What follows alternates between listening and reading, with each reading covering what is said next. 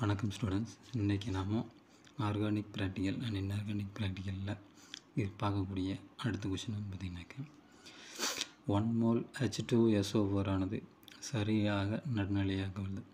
இது வந்து 1 மோலுக்கு 1 மோலுக்கு 2 மோல்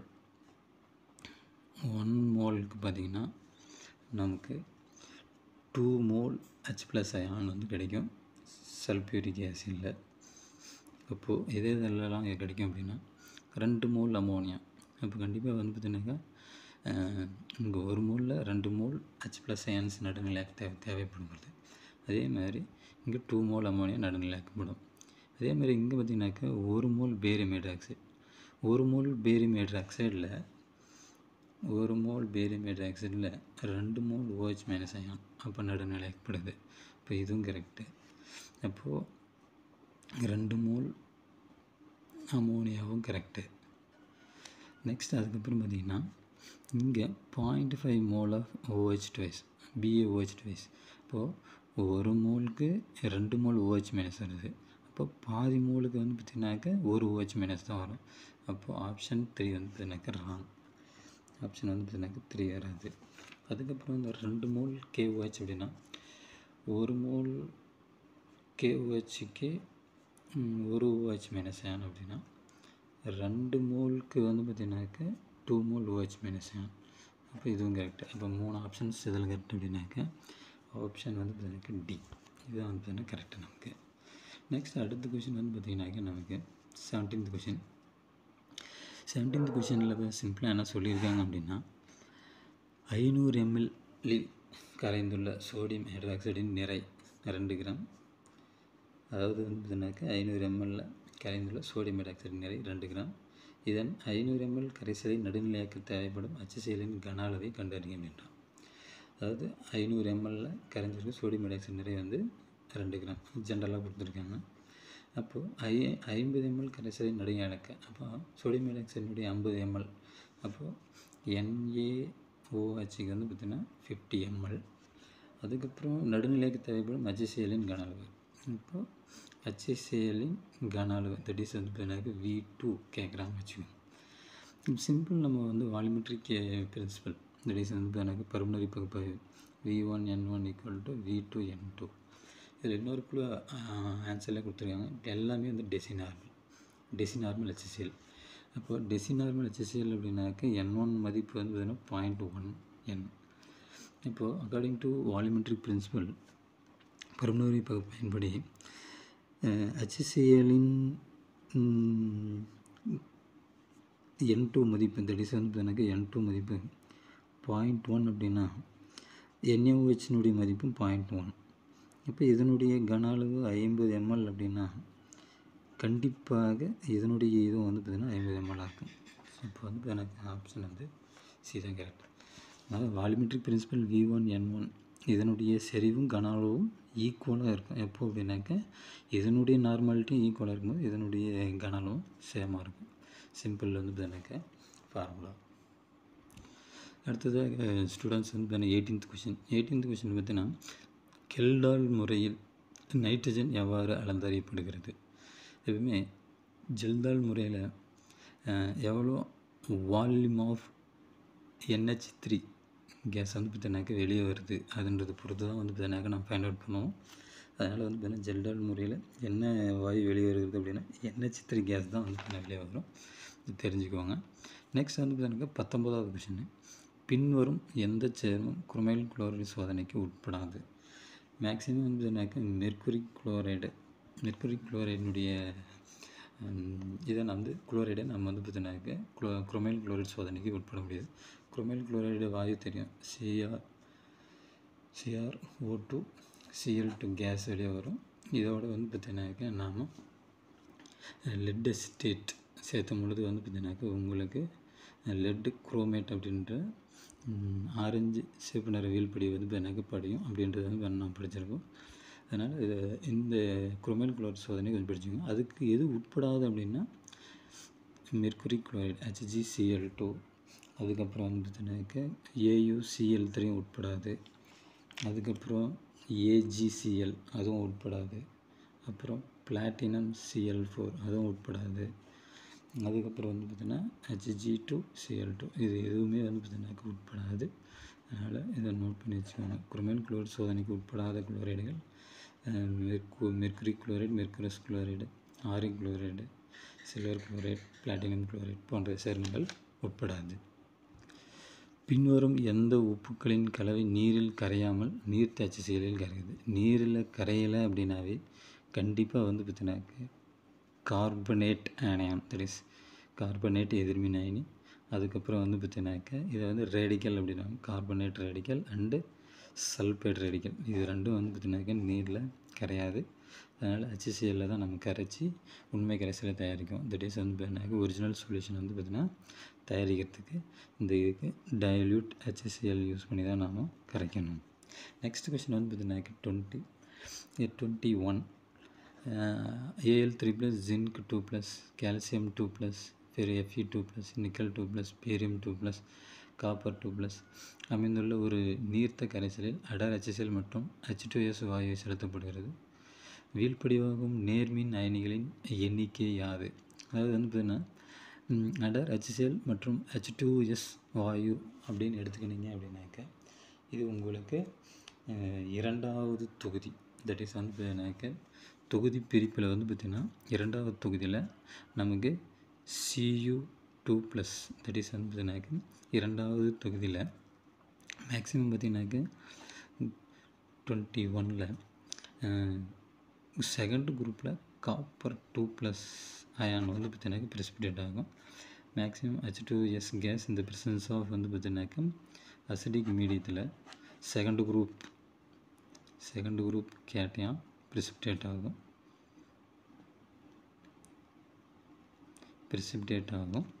அதனால் வந்து பார்த்திங்கனாக்க இதில் இருக்கக்கூடிய அயனிகளில் பார்த்திங்கன்னா ஒன்லி ஒன் மட்டும்தான், Cu2+ மட்டும்தான். அதனால் ஆப்ஷன் வந்து பார்த்திங்கனாக்க ஏ. அடுத்தது 22 கொஷனில் 16 ml ஆஃப் பொட்டாசியம் பெர்மாங்கனேட் கரைசல் 20 ml 0.02 m that is molarity oxalic அமிலத்தை அமில ஊடகத்தில் ஆக்சிஜனேற்றம் அடைகிறது. இதன் மோலாரிட்டியை கணக்கெடுக்க அப்படின்றாங்க. ஒரு சிம்பிள் கால்குலேஷன் தான் நமக்கு. இதில் வந்து பார்த்தீங்கன்னா கண்டிப்பாக நமக்கு பொட்டாசியம் பெர்மாங்கனேட் அயனி வந்து பார்த்திங்கன்னா MnO4 2-. இது வந்து பார்த்திங்கன்னா ஆக்சாலிக் அமிலம் நம்ம ஜென்ரலாக வந்து COO- இப்படி எடுத்துக்கிறோம். That is 2-. அமில ஊடகத்தில் இது என்னவாக மாறுது அப்படின்னா எப்போவுமே வந்து பார்த்திங்கன்னா MnO4+7 ஆக்சிஜனேட்டர் நிலையில் வந்து பார்த்திங்கன்னா மேக்னஸ் இருக்கும். இது எப்போவுமே வந்து பார்த்திங்கனாக்கா என்னவாக மாறும்னா Mn2+ மாறும். அப்போ பார்த்திங்கனாக்கா 5 எலக்ட்ரானை வாங்கி ஒடுக்கமாக இருக்குது. ஒடுக்கமானால சிறந்த ஆக்சிஜனேற்றம் காரணி 5 எலக்ட்ரானு. இது என்னவாக மாறும் அப்படின்னா CO2 வாயுவாக வெளியேறும். அதாவது ஆக்சாலிக் அமிலம் எப்பவுமே CO2 வாயுவாக வெளியேறும். இந்த CO2 கேஸ் வந்து பார்த்திங்கன்னா இதில் கார்பனுடைய ஆக்சிஜனேட்டர் +4. அப்போது இங்கே வந்து பார்த்திங்கனாக்கா இதனுடைய ஆக்சிஜனேட்டர் லைன் நமக்கு +3. இந்த +3லேருந்து +4 அப்படின்னா ஒரு எலக்ட்ரான். இப்போது இந்த இடத்துல பார்த்திங்கன்னா 2 கார்பன் தட் இஸ் வந்து பார்த்திங்கனாக்கா 2 மோல் இருக்குது. இந்த இடத்துல பார்த்திங்கனாக்கா 1 மோலாக மாறுது. அப்போது நம்ம எப்போவுமே என்ன பண்ணணுன்னாக்கா இதையும் 2ஆல் மல்டிப்ளை பண்ணிக்கணும். அப்படின்னாக்க அப்போது Mn வந்து பார்த்திங்கனாக்கா நமக்கு கண்டுபிடிக்கணும். ஆக்சுவலாக வந்து பார்த்திங்கனாக்கா MnO4 மொலாரிட்டியை நாம் கண்டுபிடிக்கணும். அப்போது இதனுடைய ஆக்சாலிக் அமிலம் வந்து பார்த்திங்கனாக்கா 2 மோல் எலக்ட்ரான் எடுத்துக்குது. அப்போ ஜென்ரலாக நம்மளுடைய ஃபார்முலா பார்த்திங்கன்னா உங்களுக்கு கொடுத்துருக்காங்க. தட் இஸ் இப்போ வந்து பார்த்திங்கன்னா இந்த 5 ஆளுங்க நாங்கள் பெருக்கணும். சரி, அப்போது இதில் ஒரு சின்ன மிஸ்டேக். இதில் வந்து எனக்கு 2 வராது. ஏன்னா இங்கே தான் வந்து பார்த்திங்கனாக்கா 2 மூலம் வருது. அப்போ இதை வந்து 2 ஆள் பெருக்கணும். அப்போது ஜென்ரலாக MnO4 வந்து பார்த்திங்கன்னா 5 ஆள் பெருக்கணும். இதில் KMnO4 மொலாரிட்டியை தான் கண்டுபிடிக்கணும். அதுக்கப்புறம் வந்து பார்த்திங்கனாக்கா நமக்கு அது எத்தனை ml அப்படின்னாக்க 16 ml equal to general form முன்ன பார்த்தீங்கன்னா வால்யூமெட்ரிக்கில் பார்த்த மாதிரியே தான். இது வந்து n factor into M1V1 equal to M2V2. M2V2 அப்படின்றது என்ன எடுத்துக்கலாம் அப்படின்னா, M2ன்றது இதனுடைய மொலாரிட்டி வந்து பார்த்தீங்கன்னாக்கா நமக்கு கொடுத்துருக்காங்க. ஆக்சாலிக் அமிலம் வந்து எவ்வளோ 0.02 இன்ட்டு இப்போ இது வந்து எத்தனை எம்எல் கேட்குறாங்க அப்படின்னா 20 எம்எல் கேட்குறாங்க. அது வந்து அதனுடைய என் ஃபேக்டர் தட் இஸ் வந்து எவ்வளோ எலக்ட்ரான் வந்து பார்த்தீங்கன்னாக்கா அமில ஊடகத்தில் இன்வால்வ் ஆகுதுன்னா 2 எலக்ட்ரான். அப்போது இந்த சிம்பிள் கால்குலேஷன் நம்ம போட்டோம்னாக்க பொட்டாசியம் பெர்மாங்கனேட் ஆக்சிஜனேற்றம் அடைய எவ்வளோ மோலாரிட்டி வந்து பார்த்தீங்கன்னாக்கா கிடைக்குது 0.02 மோலாரிட்டி ஆக்சாலிக் ஆசிட் எடுத்துக்கும் பொழுது எவ்வளோ மோலாரிட்டி இது கிடைக்குதுன்னு கண்டுபிடிச்சிக்கலாம். அப்போது 0.02 into 20 into 2 divided by 5 into 16 போட்டிங்க அப்படின்னாக்க 40 இன்ட்டு 2னாக்க 80 புள்ளி தள்ளி வச்சிங்கனாக்கா 0.8 வரும். அதுக்கப்புறம் வந்து பார்த்திங்கனாக்கா இங்கே கீழே 80 படிச்சிங்கன்னா 0.01 மொலாரிட்டி வந்து பார்த்திங்கனாக்கா நமக்கு KMNO4 16 ml உங்களுக்கு எத்தனை மொலாரிட்டி எடுத்துக்குது அப்படின்னு பார்த்தீங்கன்னாக்கா நமக்கு 0.01 மொலாரிட்டியாக வந்து பார்த்திங்கனாக்கா கிடைக்குது. நமக்கு இதிலேருந்து அழகாக ஈஸியாக ஃபைண்ட் அவுட் பண்ணிக்கலாம். நெக்ஸ்ட் வந்து பார்த்திங்கனாக்கா 23rd கொஷின் நம்ம பார்க்கலாம். நெக்ஸ்ட் வந்து பார்த்தீங்கன்னா இம்பார்ட்டன்ட் ஃபார்முலா. பின்வரும் எந்த எதிர்மின் அயனி நடுநிலை ஃபெரிக் குளோரைடுடன் இரத்த சிவப்பு நிறத்தை தருகிறது? நாம் இது ஜென்ரலாக பார்த்துருப்போம். நடுநிலை ஃபெரிக் குளோரைடு அப்படின்னாக்க ஃபீனாலுடன் வந்து பார்த்தீங்கன்னாக்க ஊதா நிறத்தை தரும். ஆனால் இங்கே வந்து பார்த்தீங்கன்னாக்க நமக்கு இன்ஆர்கானிக் சால்ட் அனாலிசிஸில் அசிட்டேட்டா, கார்பனேட்டா, குளோரைடா, புரோமைடா அப்படின்னு எடுத்திங்கன்னாக்க நமக்கு இந்த ஃபெரிக் குளோரைடுடன் இந்த அசிட்டேட் அயனி சேரும் பொழுது நமக்கு blood red colour that is வந்து பார்த்தீங்கன்னா ரத்த சிவப்பு நிற ஒரு அணைவுச்சேர்மம் வந்து தரும். அந்த அணைவுச்சேர்மம் வந்து பார்த்திங்கன்னா Fe3OH twice CH3CO அசிட்டேட் அயனி 6 இங்கே பார்த்தீங்கன்னாக்கா ப்ளஸ் இது வந்து பார்த்தீங்கன்னா நல்ல நிறச்சி ரத்த சிவப்பு நிறம் பிளட்டு ரெட் கலர் காம்ப்ளெக்ஸ் வந்து நமக்கு கிடைக்கும். இது வந்து 23rd கொஷின். நெக்ஸ்ட் வந்து 24th வந்து KCl, KF, KBr வழியே அயோடினை செலுத்தும் பொழுது எந்த வாயு வெளியே வரும் அப்படின்னு கேட்குறாங்க. ஜென்ரலாக வந்து பார்த்தீங்கன்னாக்கா அயனிகள் இப்போ Cl- இருக்குது, அதாவது K+Cl-. அப்போ Cl- நமக்கு Cl- என்ன ஆகணும் அப்படின்னாக்கா நமக்கு Cl2 கேஸாக வெளியே வரணும். அதுக்கப்புறம் வந்து பார்த்திங்கன்னா K+F- இருக்குது, அதுக்கப்புறம் K+Br- இருக்குது. அப்போது அயோடின் வந்து பார்த்திங்கன்னா ஆக்சிஜனேற்றும் காரணியாக இது வந்து பார்த்திங்கன்னா செயல்படணும். ஆக்சிஜனேற்றும் காரணியாக செயல்பட்டு இந்த Br-, F-, Cl- வந்து Br2, F2, Cl2ன்னு வந்து பார்த்திங்கன்னா வெளியே வரைக்கணும். நாம் வந்து பார்த்தீங்கன்னா ஒரு கான்செப்ட் படிச்சிருக்கோம். அதாவது சிறந்த ஆக்சிஜனேற்றும் காரணியினுடைய வரிசை ஃப்ளோரின், குளோரின், புரோமின், அயோடின். இதுதான் வந்து பார்த்தீங்கன்னா சிறந்த வரிசை. இதில் எப்படி வந்து ஃப்ளோரின் இந்த 3ஐயும் ஆக்சிஜனேற்றம் பண்ணும். அதுக்கப்புறம் குளோரின் தனக்கு முன்னாடி இருக்கிற 2ஐயும் பண்ணும், ஆனால் ஃப்ளோரினை பண்ணாது. அதேமாதிரி புரோமின் அயோடினை பண்ணும், ஆனால் அதுக்கு பின்னாடி இருக்கிற குளோரின் புரோமினே பண்ணாது. அப்போ அயோடின் வந்து பார்த்தீங்கன்னா எதையுமே பண்ணாது. அப்போ ஆப்ஷன் வந்து பார்த்தீங்கன்னாக்கா டி. நெக்ஸ்ட் வந்து பார்த்தீங்கன்னா 25th கொஷின்ஸ். 25th கொஷினில் பார்த்தீங்கன்னா மஞ்சள் நிற அமோனியம் சல்ஃபைட் தட் இஸ் வந்து பார்த்தீங்கன்னாக்கா எல்லோ அமோனியம் சல்ஃபைட் அப்படின்னாங்க. எல்லோ அமோனியம் சல்ஃபைடு இதுக்கு எதுக்குன்னா இது வந்து எங்கே பயன்படுத்துவாங்க அப்படின்னா கனிமச் சேர்ம பகுப்பாய்வில் குரூப் 2 அண்டு குரூப் 4 அயனிகளை கண்டறிய பயன்படும்.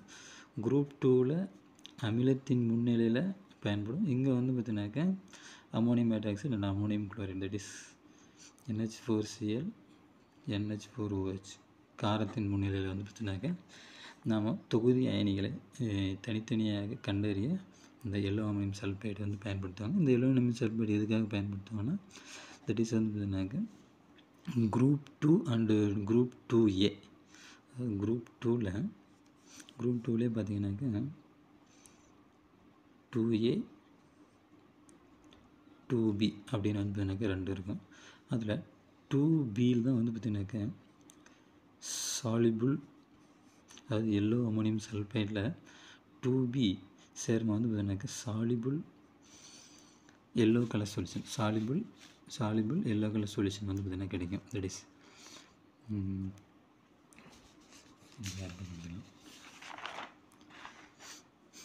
வந்து பார்த்தீங்கன்னாக்கா குரூப் 2ல்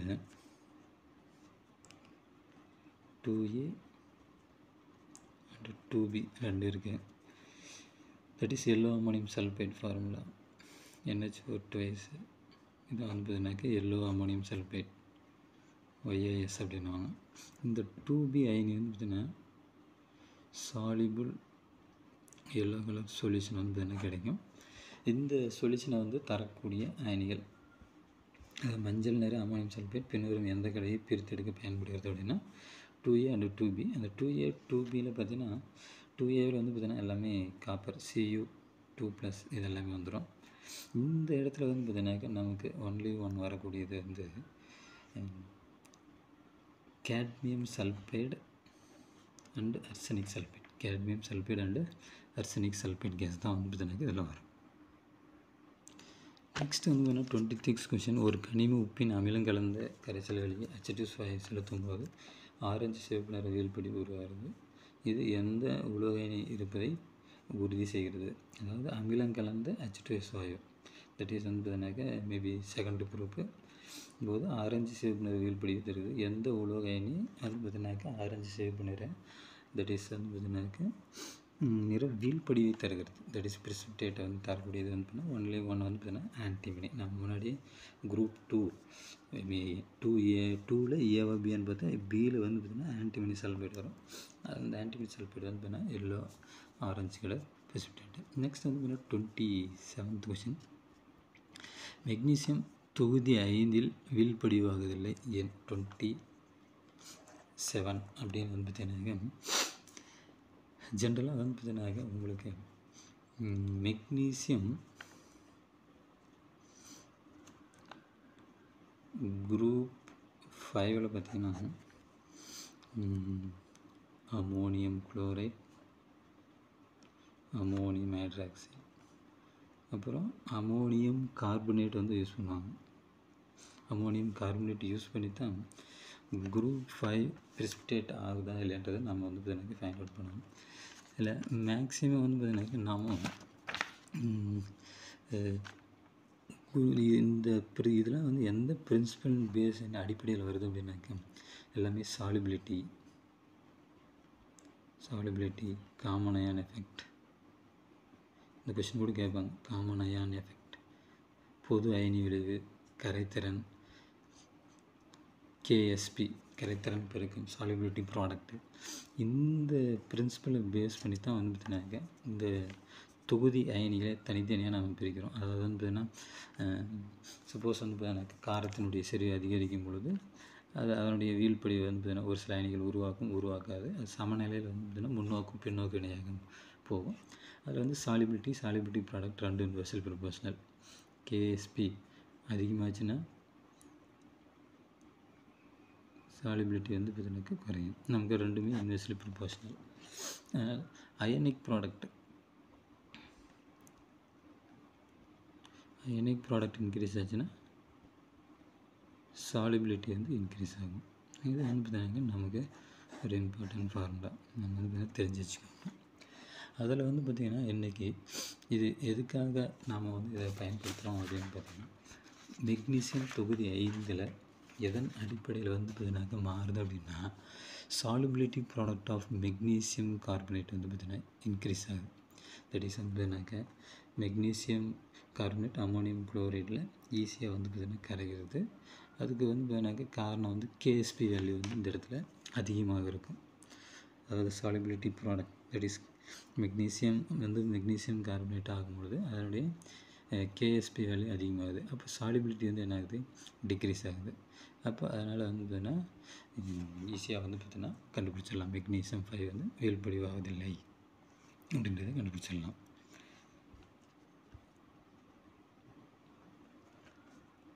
நெக்ஸ்ட் வந்து பார்த்தீங்கன்னா 28th கொஷின். 28ல் வந்து பார்த்தீங்கன்னா இது வந்து பார்த்தீங்கன்னா ரொம்ப முக்கியமான ஒன்று. டர்ன்புல் ப்ளூ நீல நிறம். இது வந்து பார்த்தீங்கன்னா Fe2+ அயனி வந்து பொட்டாசியம் ஃபெரிசயனைடுடன் சேர்ப்பதால் உருவாகக்கூடிய வாய்ப்பாடு என்னென்னு கேட்குறாங்க. அதுக்கு ஆப்ஷன் வந்து பார்த்தீங்கன்னா ஏ. ஆப்ஷன் ஏ வந்து பார்த்தீங்கன்னா Fe4 FeCN6. இது வந்து பார்த்தீங்கன்னா ப்ரூசியன் ப்ளூ. சாரி, ஆப்ஷன் ஏ வந்து ப்ரூசியன் ப்ளூ. தட் இஸ் வந்து எனக்கு இது ப்ரூசியன் நீளம் அப்படின்னாங்க. Fe3 FeCN6 twice. இது வந்து பார்த்தீங்கன்னாக்கா நமக்கு என்ன சொன்னாங்க, டர்ன்புல் ப்ளூ நீல நிறம் அப்படின்வாங்க. அது Fe4 FeCN6 த்ரைஸ் அப்படின்னா ப்ரூசியன் நீளம். இது ரெண்டுத்தையும் வந்து நல்லா தெளிவாக பார்த்துச்சுக்கணும். இது ரெண்டுமே, இது ப்ரூசியன் நீளம், இது வந்து பார்த்தீங்கன்னா டர்ன்புல் ப்ளூ. நெக்ஸ்ட் வந்து பார்த்தீங்கன்னா 29th கொஷின். இந்த 29th வந்து பார்த்தீங்கன்னா red colour complex is formed by ethyl alcohol with ceric ammonium nitrate. இது வந்து another important test for ethyl alcohol. Ethyl ஆல்கஹாலை கண்டறிய சீரிக் அமோனியம் நைட்ரேட் வந்து பார்த்தீங்கன்னாக்கா இது ஒரு இம்பார்ட்டன்ட் ப்ராடக்ட்டு. இதனுடைய இம்பார்ட்டன்ட் ப்ராடக்ட் வந்து பார்த்தீங்கன்னாக்கா உங்களுக்கு ஆப்ஷன் வந்து பார்த்தீங்கன்னா டி ஆப்ஷன். டி ஆப்ஷனில் என்ன வந்துருக்குது, இதுதான் வந்து ஆன்சர். C2H5OH3 CeNO3 4. இதுதான் வந்து ஆப்ஷன். நெக்ஸ்ட் வந்து பார்த்தீங்கன்னா 30th கொஷின், லாஸ்ட்டு. சேர்மம் X2,4 DNP மற்றும் அயோடின் NaOH உடன் வினைக்கு உட்படுகிறது. இந்த 2,4 DNP அப்படின்றது பிராடிஸ் ரியாஜென்ட், பிராடிஸ் வினைக்காரணி. அயோடின் NaOH அப்படின்றது ஆலஃபார்ம் வினை, உங்களுக்கே தெரியும். மேக்ஸிமம் வந்து பார்த்தீங்கன்னாக்கா ஆலஃபார்ம் வினைனா உங்களுக்கே தெரியும், CH3 C double bond O group இருக்கணும், இருந்தாக்கா வந்து பார்த்தீங்கன்னா வினைபுரியும். இந்த 2,4 DNP டெஸ்ட் அப்படின்றது கார்பனைல் குரூப்பை ஃபைண்ட் அவுட் பண்ணுற பயன்படக்கூடிய ஒரு ரியாஜென்ட், பிராடிஸ் ரியாஜென்ட் அப்படின்வாங்க. 2,4 DNP. 2,4 DNP அப்படின்றது அதனுடைய ஃபார்முலா பார்த்துக்கோங்க. That is dinitro phenyl hydrogen. 2,4 dinitro phenyl hydrogen. Phenyl ஹைட்ரஜன்னா NH2, இங்கே ஒரு நைட்ரோ குரூப்பு, 4th ஒரு நைட்ரோ குரூப். அப்போ இந்த இடத்துல தான் ரியாக்ஷன் நடக்கும். இந்த இடத்துல வந்து ரியாக்ஷன் நடந்து இந்த ஆக்சிஜனும் இந்த H2 வெளியே போய்ட்டு இந்த இடத்துல டபுள் பாண்டு C, இந்த மாதிரி வந்து ஒரு காம்பவுண்ட் கிடைக்கும். இது வந்து பார்த்தீங்கன்னா ஆரஞ்சு ரெட் கலர் precipitate